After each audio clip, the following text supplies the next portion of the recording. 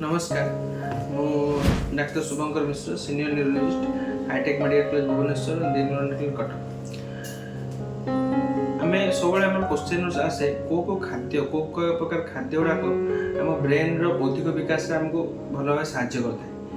मुख्यतः किसी खाद्य अच्छे जो बौद्धिक विकास साहय करता है। तो से सब खाद्य आम रेगुलर डाएट इनकॉर्पोरेट कर तो आमर ब्रेन पावर ब्रेन बौद्धिक क्षमता अधिक रम ब्रेन मेमोरी लॉस सब डिजेनेरेटिव डिजीज टिके थियोरेटिकल दूरी जापर। सो आजिकल न्यूट्रिशन उपर बहुत ध्यान दिया तो से मध्य किसी न्यूट्रिशन अच्छे जोटा कि आम डेली रेगुलर फूड फिडिंग आमको यूज कर प्रथमतः हूँ ओमेगा 3 फैटी एसिड्स।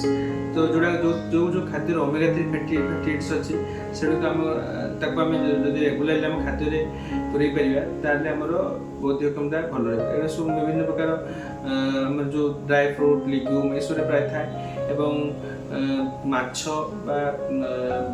विभिन्न प्रकार फिश आइटम थाए। सेकेंड जिन हूँ आम यदि विटामिन बी कोएंजाइम्स जोटा कि विभिन्न प्रकार ब्रेन कोएंजाइम्स और विटामिन्स बी श्रेणी विटामिन्स ब्रेन को बहुत हेल्प करता है जहाँफल कि से खाद्य यदि इनक्लूड कर बेटर आउटकम रहेगा।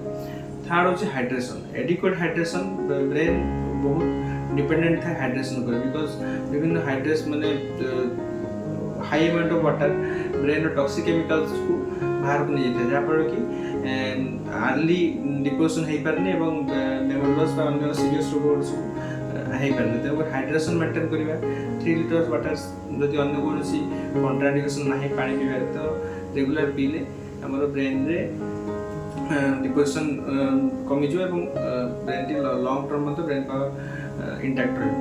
नेक्स्ट हूँ अन्य प्रकार खाद्य जथा आमर कोलिन रिलेटेड फूड जो कि विभिन्न प्रकार शाग विभिन्न प्रकार फाइबर जातीय खाद्य से आमर ब्रेन को लॉन्ग टर्म एक्टिव रखार हेल्प कर। सो यही सब खाद्य जब आम खाद्य आमर रेगुलर फूड फिडिंग इनकॉर्पोरेट कर देन आमर ब्रेन एक्टिविटी लॉन्ग टर्म रहा बेटर ब्रेन पावर ब्रेन टा बूस्ट हो। जो छोट पिला अच्छा आम यू खाद्य को रेगुलर दे पार ब्रेन पावर बेटर ब्रेन टी मोर एक्टिव से एकेडमिकल एक्सेल कर सब लाइफ एक्सेल कर। Thank you.